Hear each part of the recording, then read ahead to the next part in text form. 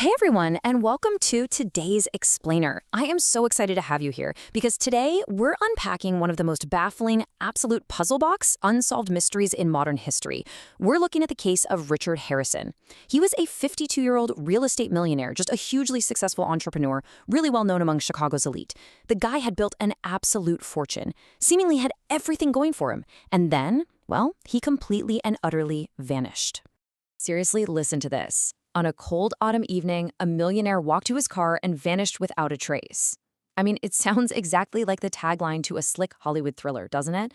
But this isn't fiction. This is literally what happened after a long, totally normal day of meetings in downtown Chicago.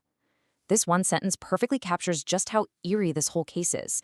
1 minute, Richard's stepping out of his office, and the next, poof, gone. No warning signs, no goodbyes, nothing. Okay, let's dive into this. Part 1. The night he vanished. The last known steps. So tracing his final confirmed movements really creates this chilling, chronological breadcrumb trail for us. It starts in the evening. Richard leaves his downtown Chicago office. Standard stuff. Then, at exactly 8:30 p.m., we get our last visual confirmation. Security cameras actually spot him over at the parking garage. Just shortly after 8:30, he gets into his luxury sedan and drives away. Everything up to this exact second is 100% routine. But then we hit that final point on our timeline. Later that night, he fails to return home. That drive out of the garage, that was the absolute last confirmed sighting of him. Now, obviously, when he didn't come home, his wife initially assumed what, any of us would assume: he got caught up in a late meeting or maybe hit awful traffic. But by the very next morning, that mild concern escalated into sheer panic. First off, his phone went straight to voicemail. Second, his assistants, and these are people whose entire job was to track his every move, they hadn't heard a peep from him. And third, there was absolutely zero bank account activity. So the really crucial takeaway here is that this wasn't just a dead cell phone battery or he forgot to check in. His entire digital and financial footprint just hit a brick wall. It stopped cold. Naturally, the police were called and an investigation kicked off almost immediately.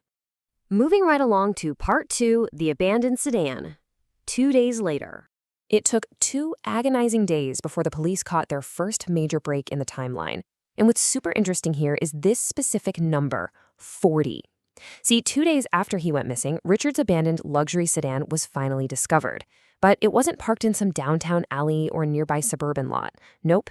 It was found near a remote forest preserve nearly 40 miles away from the city.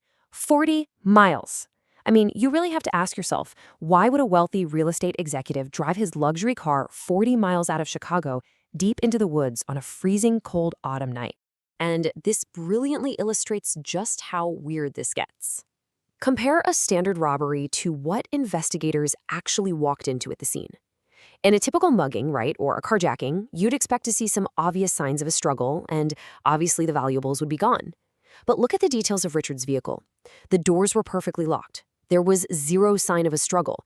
And incredibly, this is wild, his wallet, his watch, and his really expensive jewelry were all left directly inside the car. If this was a robbery, why on earth would a criminal just leave behind thousands of dollars worth of easily grabbable stuff? It just doesn't add up at all.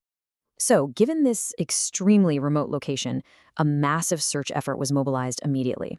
And I mean massive. They didn't hold anything back.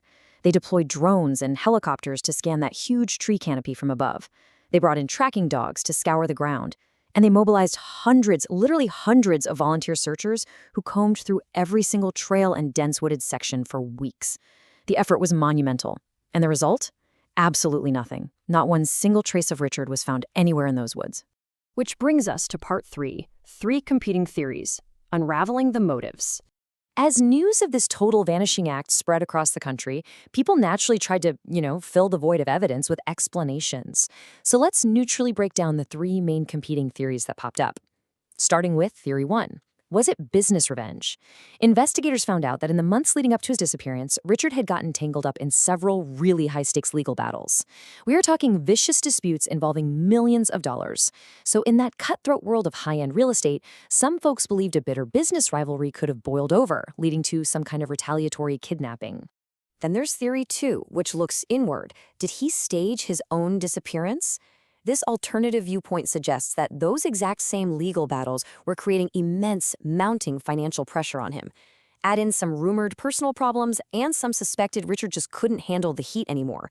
You have to wonder, did this millionaire decide to just leave his wallet and watch behind as a clever decoy and voluntarily escape his life to start over completely off the grid?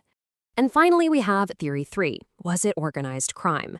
Now, this one gained a lot of traction because of a series of anonymous tips that came flooding into the police. These tips claimed Richard had somehow stumbled upon knowledge of illegal activities connected to some very powerful, shadowy figures in the city. Now, it is absolutely crucial to note here that despite these wild claims, no actual evidence ever confirmed the allegations. But, just the whispers of mob involvement definitely added this dark, heavy layer of speculation to the whole case. All right, part 4, a chilling cold case, the twist. As the investigation dragged on, those theories unfortunately remained just that, theories. For months and then years, every single lead ended in pure disappointment. The trail went ice cold. Until 5. 5 long years passed with absolutely no sign of Richard Harrison. Half a decade of dead silence. Then, out of nowhere, a hiker was trekking deep within the exact same forest preserve where Richard's car had been discovered all those years ago, and they stumbled upon a massive, massive clue.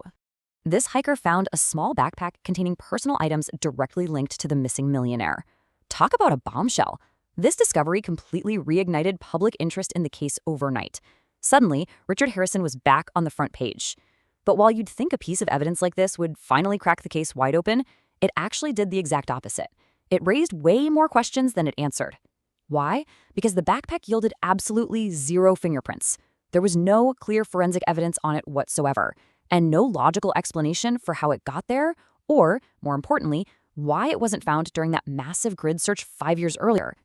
So to this day, the vanishing of Richard Harrison remains one of the most puzzling unsolved mysteries out there. Did he meet with foul play at the hands of business rivals or organized crime? Did he just choose to walk away from his wealth and start a new life? Or is there some completely hidden truth that investigators just haven't uncovered yet?